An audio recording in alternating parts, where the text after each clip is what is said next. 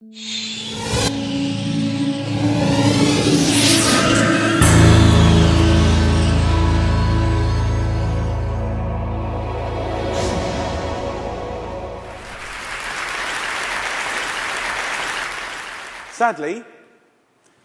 in the next 18 minutes when I do our chat, 4 Americans that are alive will be dead through the food that they eat. My name's Jamie Oliver. I'm 34 years old. I'm from Essex in England. And for the last 7 years, I've worked fairly tirelessly to save lives in my own way. I'm not a doctor. I'm a chef. I don't have expensive equipment or medicine. I use information, education. I profoundly believe that the power of food has a primal place in our homes that binds us to the best bits of life. We have an awful, awful reality right now. America, you're at the top of your game. This is one of the most unhealthy countries in the world. Can I please just see a raise of hands for how many of you have children in this room today? Please put your hands up. Aunties, uncles, you can continue to put your hands up. Aunties and uncles as well? Most of you. Okay. We, the adults of the last 4 generations, have blessed our children with the destiny of a shorter lifespan than their own parents. Your child will live a life 10 years younger than you because of the landscape of food that we've built around them. 2/3 of this room today in America are statistically overweight or obese. You lot, you're all right, but we'll get you eventually, don't worry. Right? The statistics of bad health are clear, very clear. We spend our lives being paranoid about death, murder, homicide, you name it. It's on the front page of every paper, CNN. Look at homicide at the bottom, for God's sake. Right?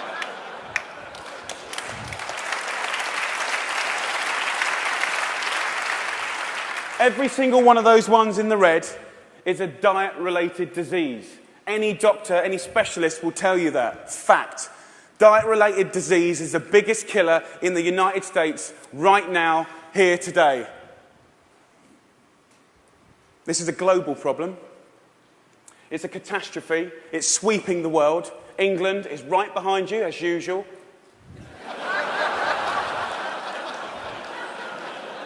I know they were close, but not that close. We need a revolution. Mexico, Australia, Germany, India, China, all have massive problems with obesity and bad health. Think about smoking. It costs way less than obesity now. Obesity costs you Americans 10% of your healthcare bills, $150 billion a year. In 10 years, it's set to double, $300 billion a year. And let's be honest, guys, you ain't got that cash. I came here to start a food revolution that I so profoundly believe in. We need it. The time is now. We're in a tipping point moment. I've been doing this for 7 years. I've been trying in America for 7 years. Now is the time when it's ripe. Ripe for the picking. I went to the eye of a storm. I went to West Virginia, the most unhealthy state in America. Or it was last year. We've got a new one this year, but we'll work on that next season. Huntington, West Virginia, beautiful town. I wanted to put heart and soul and people, your public, around the statistics that we've become so used to. I want to introduce you to some of the people that I care about. Your public, your children. I want to show a picture of my friend Brittany. She's 16 years old. She's got 6 years to live because of the food that she's eaten.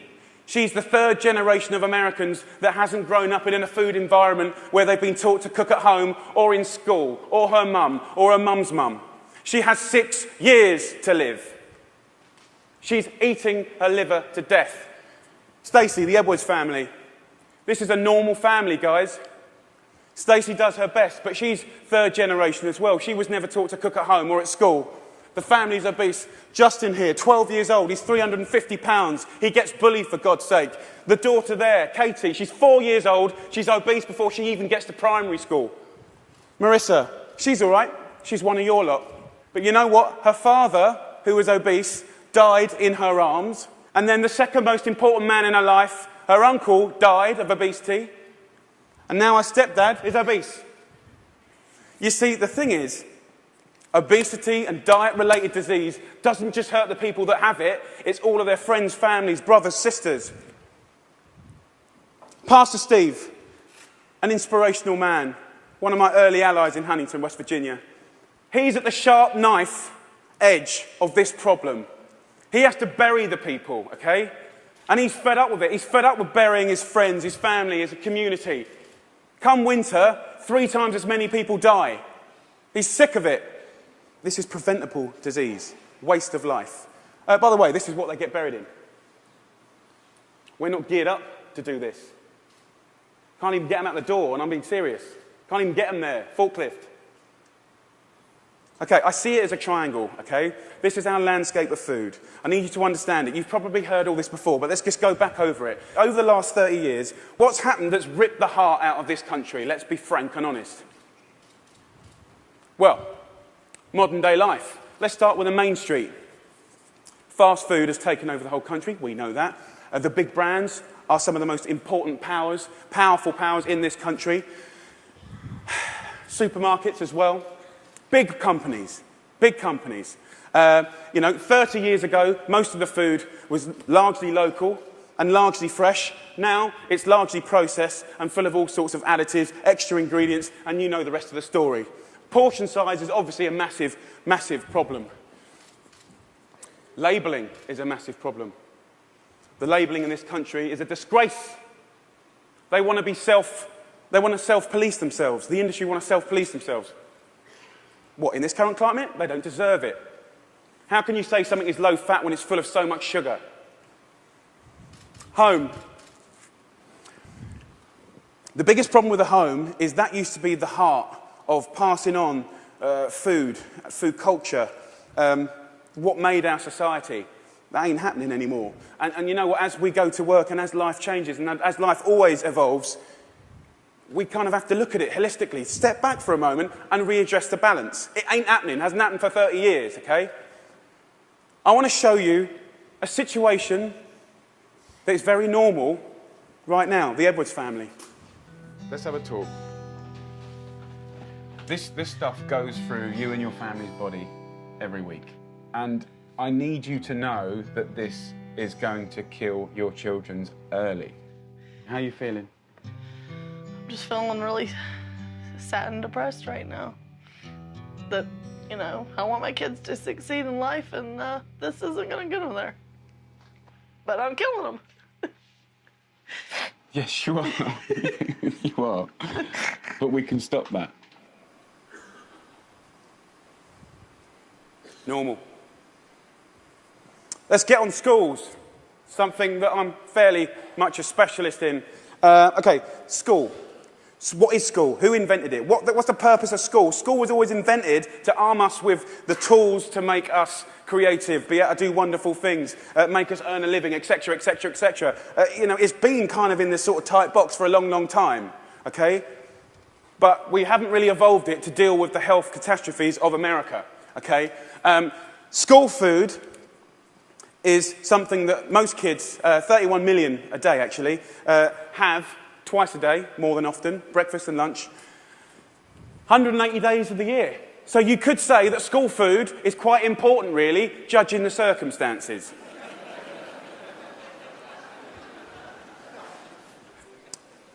Before I crack into my rant, which I'm sure you're waiting for, I need to say one thing, and it's so important in hopefully the magic that happens and unfolds in the next 3 months. The lunch ladies, the lunch cooks of America, I offer myself as their ambassador. I'm not slagging them off. They're doing the best they can do. They're doing their best. But they're doing what they're told, and what they're being told to do is wrong. The system is highly run by accountants. There's not enough or any food knowledgeable people in the business. There's a problem. If you're not a food expert and you've got tight budgets and it's getting tighter, then you can't be creative. You can't duck and dive and write different things around things. If you're an accountant and a box ticker, the only thing you can do in these circumstances is buy cheaper shit. Now, the reality is the food that your kids get every day is fast food. It's highly processed. There's not enough fresh food in there at all. You know, the amount of additives, E-numbers, ingredients you wouldn't believe. There's not enough veggies at all. French fries are considered a vegetable. Pizza for breakfast. They don't even get given crockery. Knives and forks, no, they're too dangerous. There's scissors in the classroom, but knives and forks, no. And the way I look at it is if you don't have knives and forks in your school, you're purely endorsing, from a state level, fast food, because it's handheld. And yes, by the way, it is fast food. It's sloppy joes, it's burgers, it's wieners, it's pizzas, it's all of that stuff. 10% of what we spend on healthcare, as I said earlier, is on obesity, and it's going to double. We're not teaching our kids. There's no statutory right to teach kids about food, elementary or secondary school, okay? We don't teach kids about food, right? And this is a little clip from an elementary school, which is very common in England. Who knows what this is? Potatoes. Potato? So you think these are potatoes? Do you know what that is? Do you know what that is? Broccoli. What about this? Our good old friend. Do you know what this is, honey? Celery. No. What do you think it is, darling? Onion. Onion, no. Immediately you get a really clear sense of, do the kids know anything about where food comes from? Who knows what that is? Pear. What do you think this is? I don't know. If the kids don't know what stuff is, then they will never eat it. Normal. England and America. England and America. Guess what fixed that? Guess what fixed that? 2 one-hour sessions. We've got to start teaching our kids about food in schools, period.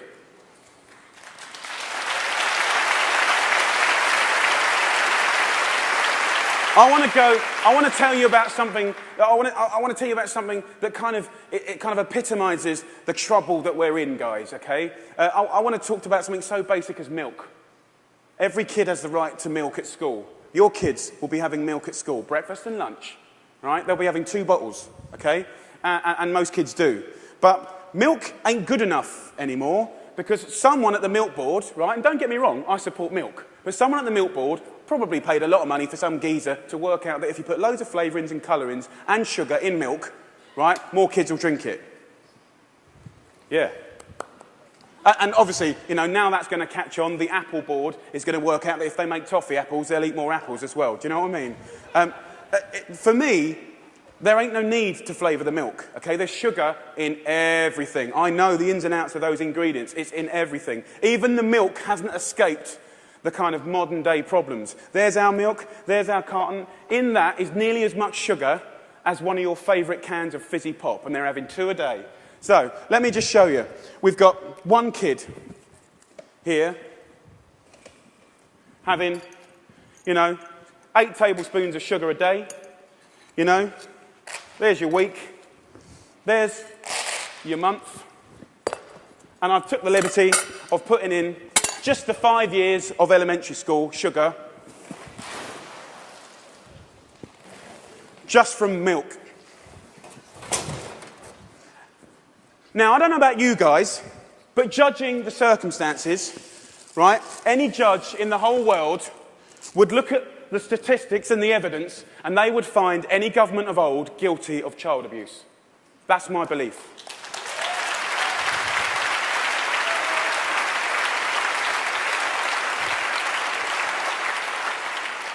Now, if I came up here, and I wish I could come up here today, and hang a cure for AIDS or cancer, you'd be fighting and scrambling to get to me. All this bad news is preventable. That's the good news. It's very, very preventable.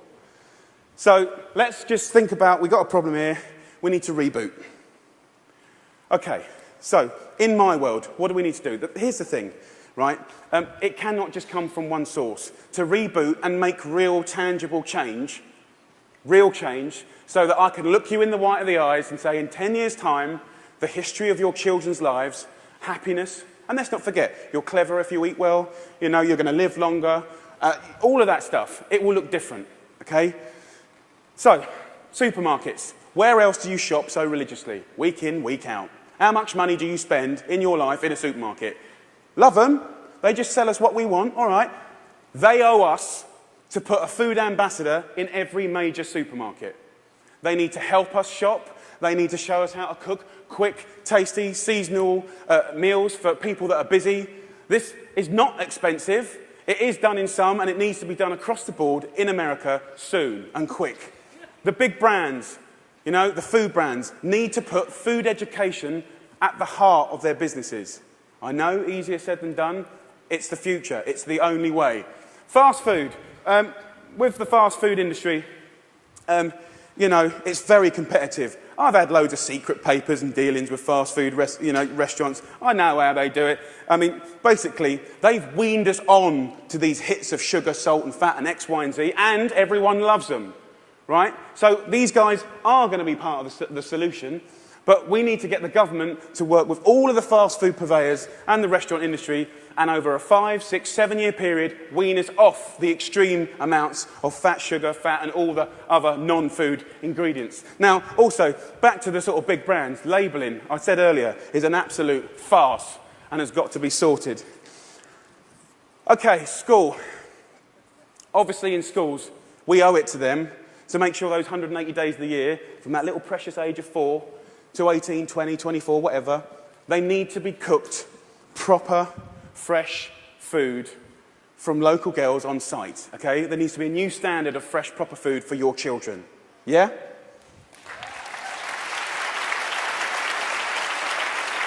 Under the circumstances, it's profoundly important that every single American child leaves school knowing how to cook 10 recipes that will save their life. Life skills. That means that they can be students, young parents, and be able to sort of duck and dive around the basics of cooking no matter what recession hits them next time. If you can cook, recession money doesn't matter. If you can cook, time doesn't matter. The workplace, we haven't really talked about it.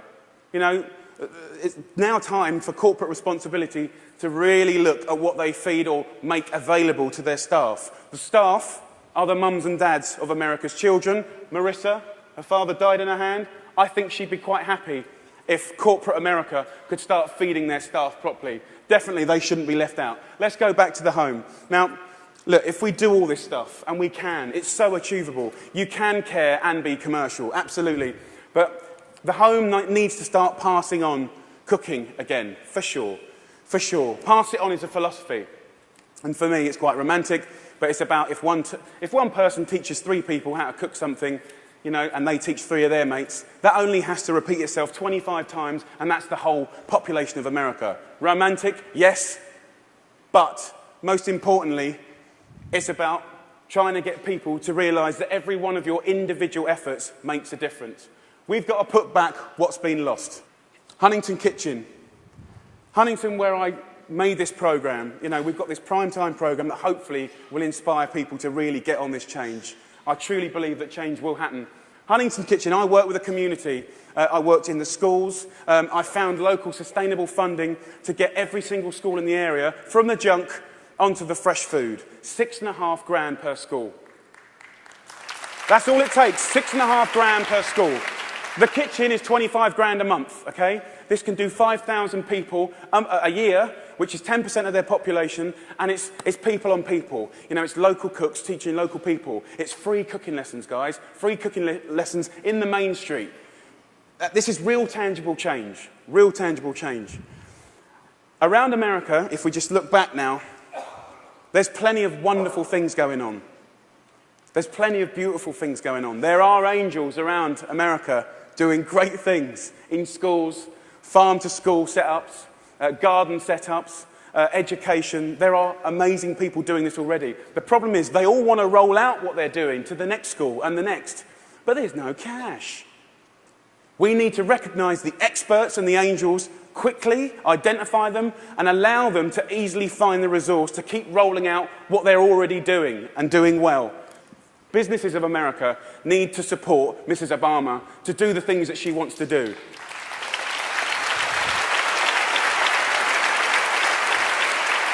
And look, I know it's weird having an English person standing here before you talking about all this. All I can say is I care. I'm a father, and I love this country. And I believe truly, actually, that if change can be made in this country, beautiful things will happen around the world. If America does it, I believe other people will follow. It's incredibly important.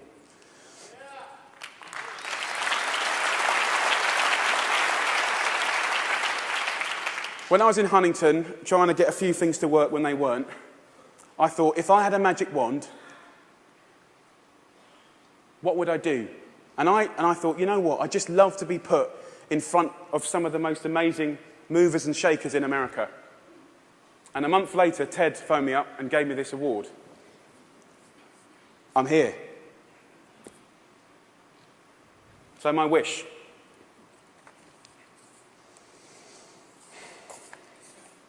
Dyslexic, so I'm a bit slow.